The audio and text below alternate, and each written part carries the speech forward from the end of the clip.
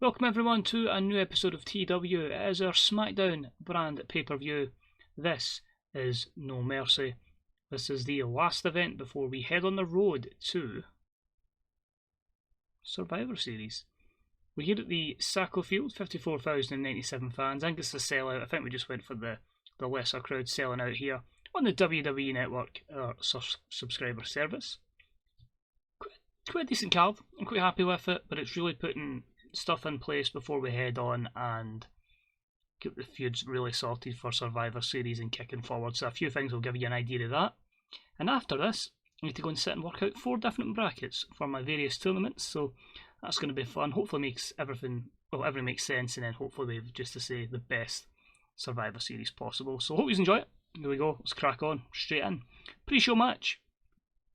Good wrestling and decent reaction from the crowd. We had Murphy defeat King Neville in 11:57 with Murphy's Law. Murphy's a person I'm really trying to get pushing here. He does have a small issue with drugs, which is not great, but it's given him another good upper mid card, or another decent heel up there as well. And Neville obviously had that feud with CM Punk, but Punk has another venture, which you'll see down the line. But B80, a good match up there. 86 plays 82, no skill improvements. You can see painkillers affecting Murphy's rating, but overall it's good. It gets the show off to a strong start and it gets people nice and excited for what we're about to present. We start off a video hyping our main event, the rematch for the World Heavyweight Championship. Yep, another rematch by me, how inventive. This one's going to be special though, hopefully. 60-minute Ironman match, really going to test wrestler v wrestler to see who really is the undisputed king of the Smackdown brand. So B plus 85, can Andrade Cien Almas not just keep his name, but keep his title? I then decided to bring in some tag team action, and that is a pain in the arse because this was the first time they were teaming together and they don't work well as a team. Great. So a decent matchup. We had the team of Jordan Devlin, who recently debuted on SmackDown, to align with his mentor Fergal Devitt, and they defeated the reunited for this one time only American Alpha, Jason Jordan and Chad Gable, and the win was Devitt over Jordan in 10-14 with Shingata Princess Throne. As you'd imagine, because of the decline on Devitt as well, Gable head and shoulders of everyone else. Devlin was a weak link, but it was to really help push him. But at B79, Jordan Devlin and Fergal Devitt don't work as a team. Probably maybe should have tested that in a pre-show, so that's down to me. Maybe need to utilise pre-shows better going forward, not just on SmackDown, but not on pay-per-view, sorry, but also on SmackDown, to see what ideas really work before we use them. But that's disappointing. We won't be using them as like a kind of partnership, you know what I mean, like a friendly alliance rather than a tag team. Like, I'll keep your back clean if you watch mine, kind of thing. Which annoys me because after the matchup I had them cut a promo, bigging up how good they were, giving Devlin some of the spotlight, getting the crowd hotter, and a B minus 76. So good momentum for Devitt and Devlin. We'll see what we can do. Next up was the 24/7 Championship on the line, and it was a poor matchup. Mojo Rawley defeats Drake Maverick and Frankie Kazarian in 8:36. When Mojo Rawley defeated Frankie Kazarian by pinfall, Mojo Rawley makes his first defence of the 24/7 Championship. So just really getting the championship on the show, showing that Mojo, like real life, is going to be a fighting champion. And yeah, good performances from Drake and Mojo, I'd say there. Does seem to miss Bo, doesn't he? He's not the same without Mojo Bojo. Next up, we had the Cruiserweight Championship on the line. It was a bout that had good wrestling and a decent reaction from our crowd. And the man of the hour, Leo Rush, defeated Shane Strickland in 10:49 by pinfall, illegally using the ropes for leverage. Leo Rush makes his 6th defence of the Cruiserweight Championship. Good solid matchup here, two very, very good workers. You can see there, Rush is really on a roll here, getting an 88 performance thanks to the great chemistry, but he hasn't a wave of momentum, and that was a B79. So the man of the hour is still our champion, and we have a nice little angle after it where Shane Strickland's being beat down by Rush and his bodyguard Babatunde, and who comes out to save the day but Rey Mysterio, and he stops Shane Strickland from getting a serious beating. So the C64, I'm going to like use a wee spoiler here and what's to come basically. So Rey Mysterio's retiring in game, and I just felt it'd be really cool if I can give him one more marquee match to send him off. So it will be at Survivor Series, Cruiserweight Championship on the line.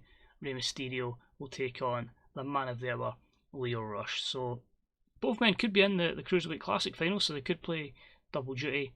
But a good match-up there, hopefully, and a good send-off for Mysterio. Could he retire as Cruiserweight Champion? So he gets a fan favourite gimmick, very good. And Rush looks good out of this, and Babatunde, we're still getting him over. Next up in the tag division, it was the tag team championships on the line, the WWE ones. And about that, had good wrestling and a decent reaction from the crowd as the Authors of Pain continued their run by defeating the team of Xavier Woods and Kenny Omega in 13:34 when Akam defeated Xavier Woods by pinfall. They make their second defence of the WWE tag titles. So despite the good run that Woods and Omega were on, they're still not quite at the level of AOP.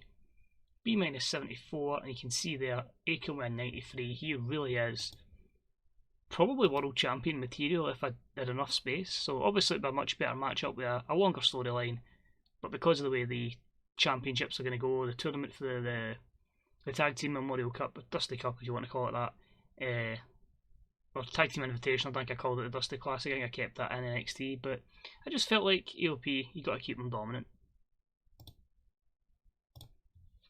Then backstage, CM Punk wants to speak to Shane McMahon. He's asking why he's not in the card, where's his opportunity, and yeah, what the hell's happening here? But Shane McMahon just pretty much plays him off, doesn't want anything to do with him, carries on with his business because he's got a match up tonight. So A-star 100, this is going to lead to something down the line. It's a very ambitious angle that I'm going to try and run, or a very ambitious storyline, but one I'm hoping can rectify previous mistakes. So Punk not happy with Shane McMahon, and that will kick off a storyline that you'll see at Survivor Series. Then have an open challenge that Kevin Owens was going to defend his US title, and the man that has accepted it is the one and only Ricochet. So that is an A92 as Ricochet accepts. Very good promo from him. Match itself obviously put together because both guys are going to be in the chase for the World Grand Prix in a potential WWE or World Heavyweight Championship match. So it was about that had good wrestling, and it also had a decent reaction from the crowd as Kevin Owens defeats Ricochet in 14:21 with a package pile driver. KO makes his second WWE United States title defence. I just felt like it was too early to take the title off him, and with 90 ratings he's still way up there in performance, and yeah, just keeps him, another heel, holding our championships hostage. Next up, Daniel Bryan's cut a promo on Shane McMahon. He's just saying he's basically sick of Shane always getting in the way of basically his aims and ambitions to recapture the WWE World Heavyweight Championship. So tonight, in this 2-on-1 handicap match against Shane and Baron Corbin, he is going to just, get rid of them, destroy those demons, get back in the title picture. Match doesn't quite go that way, and about that had great heat and decent wrestling. The team of Baron Corbin and Shane McMahon defeats Daniel Bryan in a handicap match in 2013 when Shane McMahon defeated Daniel Bryan with a flying elbow drop because he's the best in the world, remember. However, this was following interference by the returning from rehab Velveteen Dream. So B+87, Shane's obviously the weak link, our user created character, visibly tiring in the match.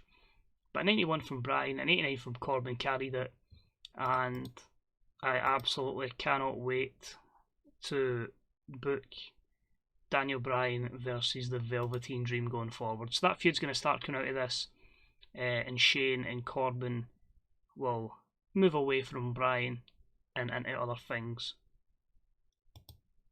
After the matchup, the 3-on-1 assault, but that's really just showing that the Velveteen Dream wants nothing to do with Daniel Bryan, so they beat him down, and he just wants him out his way. So B+87 there. Then have our Women's Championship match getting built up. We have a 5-way, couple of feuds put together here. I just thought, let's give them all an opportunity, because they don't want to keep doing rematches. So I did say the last time Tegan Nox got an opportunity, so a few more get opportunities here, including Ruby Riott and Liv Morgan. And Ruby's just basically saying she's not going to allow Liv to stop her dream of becoming Women's Champion. She's going to beat Liv, and she's going to stand above her with the Smackdown Women's Championships. That's an A89, or just the Women's Championship in this. Wow. I could swear because that overachieved while I even thought it would. So in a decent matchup, Sasha Banks did retain the championship, her 5th title defence, as she defeated Becky Lynch, Tegan Nox, Liv Morgan and Ruby Riott in 21-25 when Sasha defeated Liv with a wheelbarrow bulldog. And 892 is far greater than my expectations. I was maybe hoping for mid to high 80s, but an 892 is fantastic. And it just showed that the initial decision to take the women out of a women's division and push them as mid-card, upper mid-card, etc. The gain in popularity from that and the mixed matches with other male superstars certainly benefited them in the long term. They're back in a women's division, but 2 divisions, and they're absolutely carrying it. So could we possibly see a women's main event of WrestleMania, which I've yet to do in this because they're not quite at level I want them to be at, but it's looking good. 3 good performances there, Becky, Sasha and Ruby. Liv and Tegan, maybe not so much, but still they're getting there, and that's the kind of opportunities they need to help get there. But fantastic work from the ladies. A92 is absolutely fantastic. And it leads us to our main event, an over-the-top spectacular entrance for an absolutely sensational matchup that's about to hopefully happen. Big stakes, the World Heavyweight Championship on the line, and the champion Andrade Cien Almas comes out to just a great applause when A-Star 100. How will the match go though? It's 60 minutes. A92 as well, perfect. So it was a match that had sensational wrestling and great heat, and Andrade Cien Almas defeats Pete Dunne in a 1-hour Ironman match in 60 minutes by 4 falls to 3. I can imagine how class that would have been in real life. Maybe drag a wee bit because obviously it's a while since we've had so many long matches, and obviously these days we're a lot more shorter with our attention spans, but I think that'd just be a classic, these 2 wrestling for an hour. A92, his first title defence. Could have maybe had it Survivor Series, but there's going to be a lot of these kind of matches, or longer matches, because it is Survive. But great chemistry between these 2. A 95 rating plays 100 and the A92. And we finish the show. Andrade standing tall. A90, what a night for Andrade. He retains this championship. And overall, A93, that went way better than I expected. Really, really good there from our upper card there. The main events were fantastic. The women were fantastic. Couple of feuds are brewing out of this. I'm really delighted with where we are going with the Smackdown brand. So what I can reveal as we head back to the main screen is we do have, as I say, the 4 tournaments that will participate and take part in the next 6 weeks to Survivor Series. So all finals will be Survivor Series. It's the World Grand Prix, the Mae Young Classic, the Tag Team Invitational, and the Cruiserweight Classic as well. And as I say, 4 finals and hundreds of championship matches. So properly is going to be survival. Who is effectively going to be fine after 6 weeks of grilling matches? And there we go. Murphy has been identified as someone who abuses painkillers by the WWE drug testing policy. We will have to send them to rehab because it's fair. It's what we've done with everybody else. Bliss is happy because obviously in this they're still together. I don't know if that in real life. So 0-1 have offered a contract to Brody Lee. Of course, we let the former Luke Harper go. Importance is now above average, a 49.71. Velveteen Dream does not like Drake Maverick. So let's have a wee quick look into medical. 7 months, so Murphy's done. Murphy will not be a part of our save anymore. So we won't get to use him until we potentially start up with TEW2020. And that's even if I go WWE. So that's going to be interesting. But you can see there, just may as well talk about this while we're at the screen. Joe Coffey's back in 6 days. Lacey Evans will be able to debut within a week. And Toni Storm's back as well. So big things for Toni time when she comes back. And our 50 days till Tyler Bate gets over his knee tendinitis. And 3 months until Charlotte's fully over her meniscus tear. And hopefully then we can fully get fantastic matches out of her. And Dean Ambrose is back from his injury angle. We'll use quotation marks for injury. He's back in 20 days. Seth Rollins has been taken out by the Fiend as well, so he's out for 55. Just utilising this a lot more. Because you do see it in real life, people getting written off television for holidays, maybe not to the extent in life we've put these guys out for, but it just let me use other workers in that time. So, last thing before we end today's episode, I say 6 weeks in game is a lot of booking, and hopefully get it done within the week to take the video up in time. So I might be a bit later with Survivor Series. We'll see. So if you want to give me your predictions for who you think will win each particular tournament, I'm trying to think of the right word there, but pretty much is tournament, the confirmed entrants so far, not all will be 16, some will have like buys and stuff like that, but for the cruiserweights, all I've put down so far is Will Ospreay will be in it and Leo Rush, so can maybe see who else is on a roster, if anyone there you think could surprise the world, because it might not be one of those two, it could be somebody that's looking for an opportunity. Everybody that wins the tournament will get a title shot either at the December pay-per-view or at the Royal Rumble. That will be my ruling.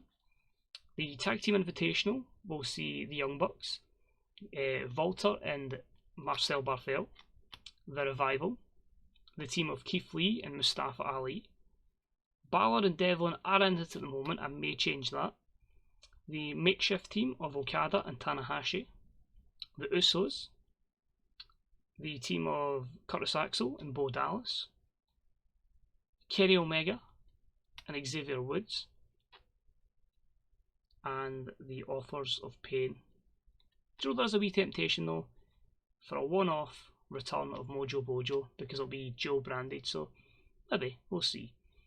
The Mae Young Classic will see the likes of Sasha Banks, Rhea Ripley, the two champions, Charlotte, Becky, Bayley, Tegan Knox, Dana Brooke, Paige, Ronda Rousey and Laurel Van Ness have been confirmed so far. And then the big one, the WWE World Grand Prix, our initial version of the G1, which just was too many shows and episodes, so all in just one big tournament. A King of the Ring with main eventers basically.